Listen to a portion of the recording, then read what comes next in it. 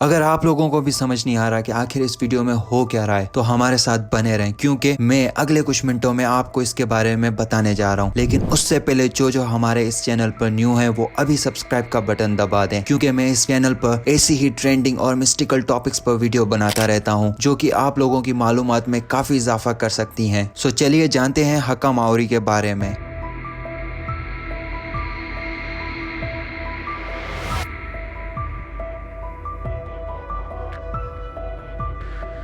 हक्का Maori असल में दो लफ्जों का बना हुआ है, जहां हक्का एक परफॉर्मेंस का नाम है और माओरी उस कम्युनिटी को कहते हैं जो कि हक्का परफॉर्म करती है। माओरी लोग न्यूजीलैंड के असली रहने वाले हैं। इन लोगों का अपना एक खास कल्चर, लैंग्वेज और ट्रेडिशन होता है। ये न्यूजीलैंड के आदिवासी लोगों में से हैं जो वहाँ पहले रहा करते थे। माओरी लोगों का उनके आबा व अजदाद के साथ एक बहुत ही स्ट्रॉन्ग कनेक्शन है जिसे वो वाकापापा कहा करते हैं, और इसकी माओरी लोगों की लाइफ में बहुत बड़ी अहमियत है। माओरी हक्का माओरी लोगों की एक अनोखी पहचान है जो सिर्फ एक परफॉर्मेंस नहीं बल्कि पहचान, तारीख और उनकी यूनिटी का जश्न है। चलिए माओरी हक्का की गहराइयों में झांकते हैं और जानने की कोशिश करते हैं कि ये क्या है और इसे क्यों परफॉर्म किया जाता है। आखिर इसकी शुरुआत कहां से हुई।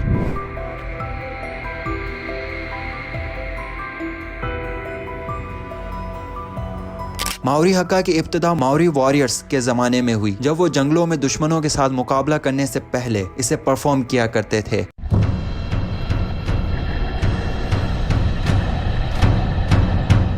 और वो हक्का को परफॉर्म करके अपनी ताकत, हिम्मत का इजहार करते थे, और हक्का दुश्मनों को धमकी देने में भी एक बहुत बड़ा रोल प्ले करता था। ये सिर्फ एक डांस नहीं बल्कि विरासत को याद रखने के लिए इस्तेमाल किया जाने वाला एक अहम एलिमेंट है। सदियों गुजरने के बाद माओरी हक्का में तब्दीली आ गई है, लेकिन इसने अभी तक अपनी बुनियाद को कायम रखा हुआ है। आखिर इस हक्का को परफॉर्म कैसे किया जाता है, आइए जानते हैं।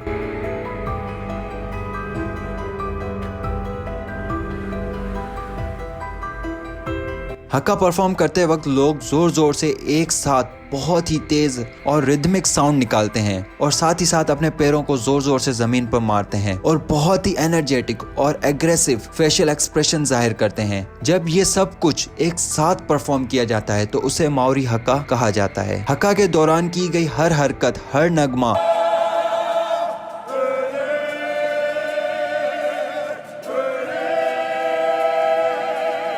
और हर इजहार माओरी लोगों के लिए मायने खेज होता है। हक्का इन माओरी कम्युनिटी की शादियों और जनाजे में हक्का एक अहम किरदार अदा करता है। ये एक जरिया बन जाता है अपने जज्बात का इजहार करने के लिए, इज्जत देने के लिए और मौके की अहमियत को याद रखने के लिए। ये डांस माओरी शनाख्त को जाहिर करता है। माओरी हक्का दुनिया भर में वायरल कैसे हुआ।